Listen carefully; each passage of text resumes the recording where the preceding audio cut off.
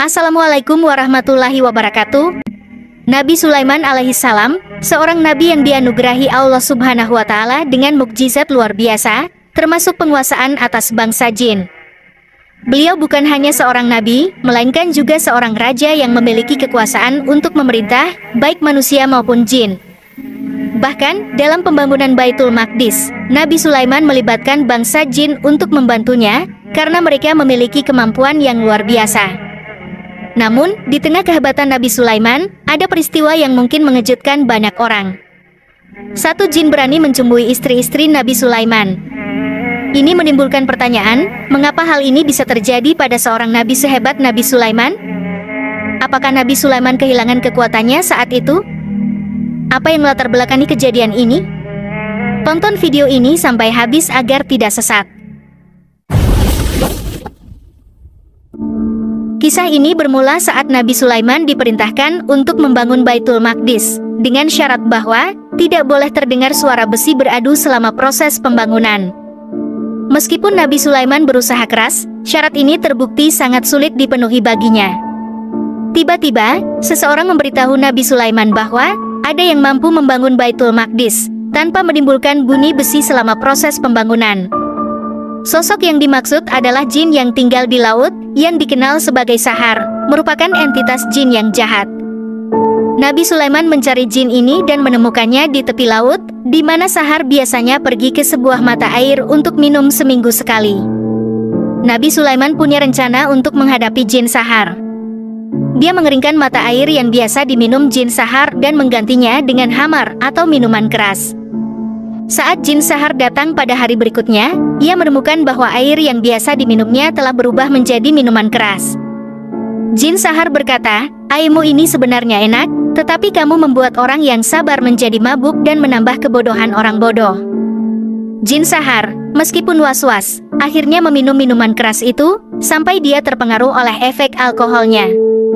Kemudian, jin Sahar kembali ke laut, tak lama kemudian dia kembali ke mata air itu karena merasa haus. Dia mengatakan hal yang sama tentang minuman keras itu, dan akhirnya minum lagi. Efek alkohol membuatnya kehilangan kendali, dan pada saat itulah, Nabi Sulaiman menunjukkan sebuah cincin dan meletakkannya di antara kedua tulang belikat jin Sahar, sehingga ia menjadi lumpuh dan tunduk. Nabi Sulaiman membawa Sahar ke hadapannya dan memberitahunya bahwa mereka telah diperintahkan untuk membangun Baitul Maqdis tanpa suara besi. Maka jin Sahar mendatangkan telur burung hudhud, lalu meletakkannya di dalam sebuah kotak kaca yang tertutup rapat. Ketika induk burung hudhud itu datang, ia hanya bisa berputar di sekitar peti kaca tersebut. Burung itu hanya dapat melihat telurnya, tetapi tidak dapat mendekatinya. Maka burung hudhud pergi dan datang lagi dengan membawa intan. Lalu burung hudhud mengeratkan intan itu pada kotak kaca dan pecahlah kacanya, hingga ia bisa mengerami telurnya. Setelah itu, Nabi Sulaiman mengambil intan dan menjadikannya sebagai alat untuk memotong batu-batuan. Intan tersebut bisa digunakan memotong batu-batu tanpa terdengar suara. Awalnya, jin Sahar tunduk pada Nabi Sulaiman dan menjalankan perintahnya untuk membangun Baitul Maqdis berkat kesaktian cincin yang dimilikinya. Namun, meskipun Nabi Sulaiman memiliki cincin yang sangat kuat, kejadian di mana Nabi Sulaiman kecolongan oleh jin terjadi, karena cincin itu berhasil dicuri. Nabi Sulaiman memiliki 100 istri, dan di antaranya ada seorang istri yang sangat dicintai dan dipercaya olehnya, yang dikenal sebagai Jaradah. Istri ini adalah sosok yang paling dekat dan paling dipercaya oleh Nabi Sulaiman di antara semua istri-istrinya. Ketika Nabi Sulaiman hendak melakukan sesuatu yang mengakibatkan dirinya berjinabat atau hendak membuang hajat, dia akan melepaskan cincinnya dan menitipkannya kepada Jaradah, karena tak ada yang lebih dipercaya olehnya selain Jaradah. Namun, suatu hari, jin Sahar menyerupai Nabi Sulaiman, muncul di hadapan Jaradah dan meminta cincinnya. Jaradah dengan tidak curiga menyerahkan cincin tersebut kepada jin tersebut.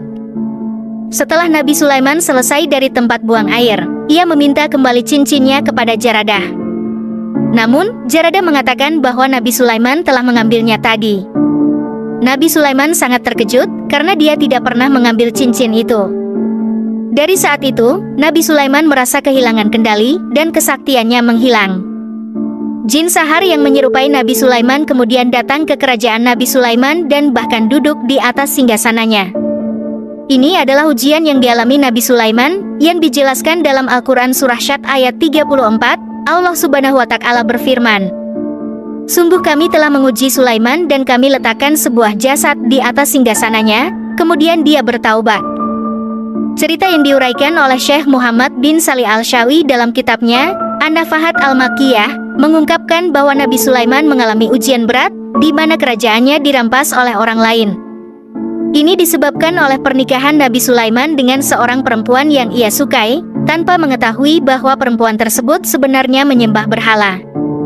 Jin sahar kemudian merampas kerajaan Nabi Sulaiman dan menguasai seluruh wilayah kerajaannya. Jin ini bahkan mencembui semua istri Nabi Sulaiman selama 40 hari. Setelah kehilangan cincinnya, Nabi Sulaiman benar-benar kehilangan kesaktiannya. Jin tersebut tidak hanya menggauli istri-istri Nabi Sulaiman, tetapi juga mengambil alih kendali pemerintahan yang seharusnya dijalankan oleh Nabi Sulaiman. Jin tersebut bahkan memutuskan perkara peradilan di antara rakyat. Namun, para rakyat mulai memprotes keputusan yang diambil oleh jin yang menyamar sebagai Nabi Sulaiman. Mereka menyatakan bahwa Nabi Allah sedang diuji. Namun, kekuasaan jin yang menyamar sebagai Nabi Sulaiman tidak berlangsung lama. Seorang lelaki yang merupakan salah satu rakyat Nabi Sulaiman dan memiliki kekuatan sebagaimana Umar bin Khattab, bertanya kepada jin yang menyamar sebagai Nabi Sulaiman, "Hai Nabi Allah, bagaimana jika seseorang di antara kami mengalami junub pada malam yang dingin, lalu ia dengan sengaja meninggalkan mandi junubnya hingga matahari terbit? Apakah menurut pendapatmu ia tidak berdosa?" Jin sahar yang menyamar sebagai Nabi Sulaiman menjawab, "Tidak." Jawaban ini menimbulkan kecurigaan lelaki tersebut, bahwa orang yang berbicara bukanlah Nabi Sulaiman, dan akhirnya, identitas jin sahar terungkap. Kisah berlanjut dengan Nabi Sulaiman menemukan cincinnya yang hilang di dalam perut seekor ikan. Setelah mendapatkan kembali cincinnya, Nabi Sulaiman kembali ke kerajaannya, di mana semua jin dan burung yang bertemu dengannya bersujud hormat kepadanya sebagai tanda pengakuan atas kekuasaan dan otoritasnya. Setelah kembali ke kerajaannya, Nabi Sulaiman memerintahkan agar jin sahar ditangkap. Setelah berhasil menangkap jin sahar, Nabi Sulaiman menjatuhkan hukuman kepadanya. Hukuman ini mencakup memasukkan jin sahar ke dalam peti besi, yang dikuncinya erat dengan cap dari cincinnya yang kembali ditemukan. Kemudian, Nabi Sulaiman memerintahkan agar peti itu dilemparkan ke dalam laut, sehingga jin sahar tidak dapat lagi merampas kerajaannya atau mengganggu kehidupan orang-orang. Kisah Nabi Sulaiman mengingatkan kita bahwa, bahkan Nabi sebesar dan sekuat Nabi Sulaiman pun tidak lepas dari ujian dan cobaan yang datang dari Allah. Ini adalah pengingat penting, bahwa setiap individu, termasuk kita sebagai manusia biasa, akan menghadapi cobaan dan ujian dalam hidup. Semoga kisah ini menjadi semangat bagi kita semua, memantik bara inspirasi yang menjadikan kesabaran sebagai tonggak utama dalam menghadapi ujian yang diberikan oleh Allah Subhanahu wa Ta'ala. Wassalamualaikum warahmatullahi wabarakatuh.